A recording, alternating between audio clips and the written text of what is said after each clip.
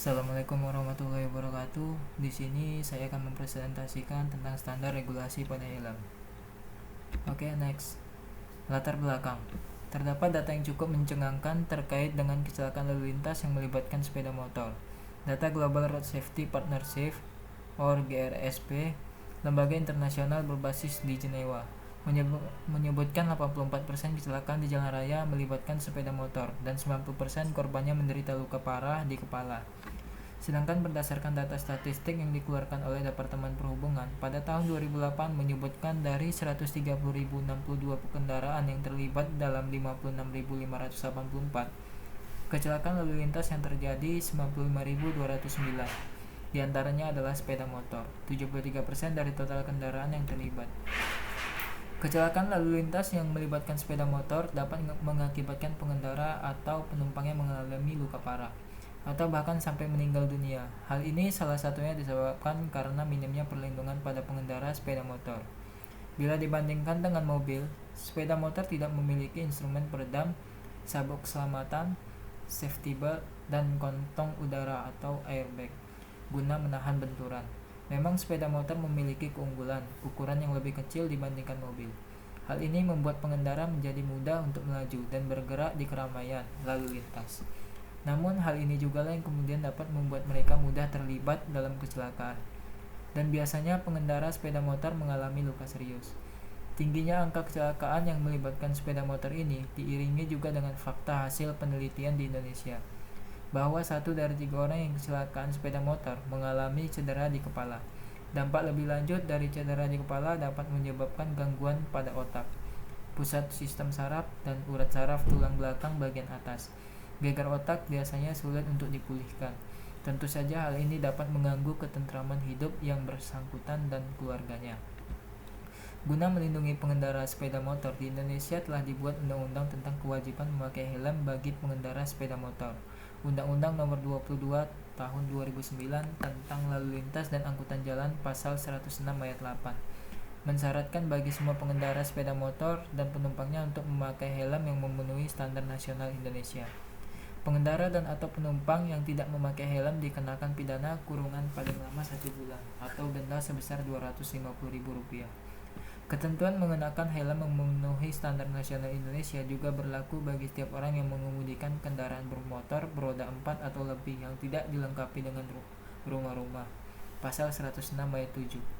Untuk meminimalisir dampak kecelakaan sepeda motor, terutama pada bagian kepala, mengenakan helm yang memenuhi standar nasional Indonesia saat berkendara merupakan hal yang wajib mendapatkan perhatian khusus.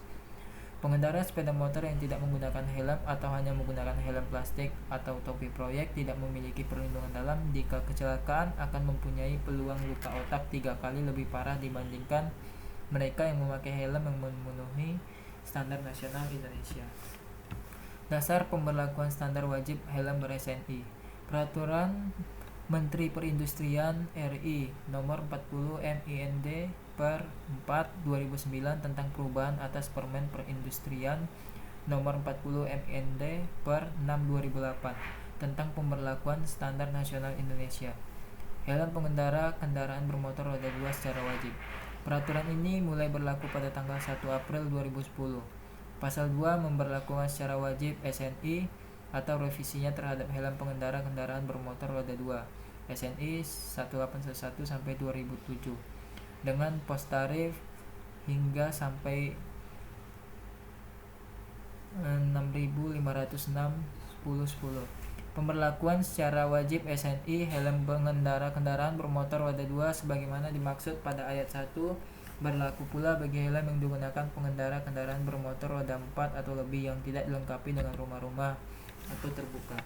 Peraturan ini mewajibkan perusahaan dan importer yang memproduksi dan memperdagangkan helm di dalam negeri untuk memenuhi persyaratan SNI. Pasal 3, perusahaan yang memproduksi helm pengendara kendaraan bermotor sebagaimana dimaksud dalam pasal 2 wajib. Yang pertama, menerapkan dan memiliki SPPT SNI helm pengendara kendaraan bermotor roda 2 sesuai dengan ketentuan yang berlaku dan membubuhkan tanda SNI helm pengendara kendaraan bermotor roda 2 pada setiap produk sesuai ketentuan yang berlaku. Pasal 4, setiap helm pengendara kendaraan bermotor roda 2 sebagaimana dimaksud dalam pasal 2 yang diperdagangkan di dalam negeri yang berasal dari hasil produksi dalam negeri dan atau impor wajib memenuhi persyaratan SNI sebagaimana yang dimaksud dalam pasal 3. Cara menguji helm berdasarkan SNI beserta manfaat standar tersebut. Mulai 1 April 2010, pemerintah mengharuskan pengendara dan penumpang sepeda motor agar mengenakan helm berlogo SNI. Bambang Setiadi selaku Kepala Badan Standarisasi Nasional memaparkan ada 9 cara tahap uji SNI yang dilakukan BSN, yakni sebagai berikut. Yang pertama, uji penyerapan kejut, yang mana pengujian ini dimaksudkan untuk mengetes kemampuan helm menyerap benturan. Helm akan ditempatkan pada sebuah tempat yang disebut plat logam. Kemudian helm dijatuhkan dari ketinggian 2,5 meter dan dengan kecepatan 20,8 km per jam, langsung menghantam pada permukaan besi di bawah. Permukaan besi bisa berbentuk plat dan meruncing. Yang kedua, uji penetrasi. Pada dasarnya uji penetrasi ini sama dengan uji penyerapan kejut, tetapi pada uji ini helm akan benar-benar diuji apakah mampu menahan beban yang langsung mengarahkan ke helm. Yang ketiga, uji efektivitas sistem penahan. Ujian selanjutnya disebut positional stability atau roll off atau uji efektivitas sistem penahan untuk memastikan helm tidak terlepas saat sang pembalap terjatuh. Yang keempat, uji kekuatan sistem penahan dengan tali pemegang. Pada tes ini, helm akan diuji apakah tali pengikat strap rahang yang terpasang pada helm kuat untuk menahan kepala pembalap jika pembalap terjatuh dan helm tertarik. Proses pengujinya yakni helm diletakkan pada posisi kepala normal, kemudian tali pengikat dagu diikat ke bawah dengan sebuah peralatan khusus, di mana pada bagian rahang ditarik oleh beban dengan berat sekitar 23 kg selama kurang lebih 1 menit. Pengujian ini kemudian dijalankan bertahap dari beban awal sekitar 23 kg hingga mencapai beban 38 kg. Yang kelima, uji untuk pergeseran tali pemegang atau penjepit. Pada tes ini, penjepit tali strap akan diuji untuk melihat kelicinan penjepit jika penjepit strap tertarik saat terjatuh. Yang keenam, uji ketahanan terhadap keausan dari tali pemegang. Ini masih termasuk ke dalam pengujian tali pengikat. Namun di sini tes yang dilakukan adalah untuk memastikan tali helm tidak akan putus jika terjadi gesekan. Dalam pengujian ini, tali strap akan ditarik dengan sebuah alat khusus di mana bagian tali dimasukkan ke dalam sebuah lubang atau celah yang terbuat dari besi. Kemudian tali ditarik secara maju dan mundur. Yang ketujuh, uji impact miring. Tes dampak miring atau oblique impact test bertujuan untuk mendapatkan informasi penting mengenai tingkat perlindungan helm.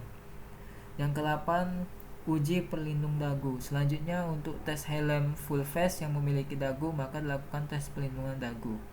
Yang ke-9, uji sifat mudah terbakar. Tes yang terakhir ini harus dilewati adalah tes sifat mudah terbakar. Namun, menurut informasi seperti yang dikemukakan oleh Pak Thomas Lim, pakar helm Indonesia, uji sifat mudah bakar telah direvisi atau ditiadakan dari SNI 1811 sampai 2007. Karena uji sifat mudah terbakar lebih tepat diaplikasikan untuk helm proyek. Yang terakhir, manfaat sertifikasi SNI. Yang pertama, meningkatkan daya saing industri nasional, menjamin mutu hasil industri, dan menciptakan persaingan usaha sehat dan adil. Yang kedua, melindungi konsumen dan meningkatkan kepuasan konsumen. Penerapan SNI wajib pada produk yang berisiko tinggi seperti air minum, helm, tabung gas regulator, dan selang gas bertujuan untuk melindungi kesehatan dan keselamatan konsumen. Yang ketiga, memfasilitasi produsen untuk meningkatkan pasar terhadap produk mereka. Oke, terima kasih.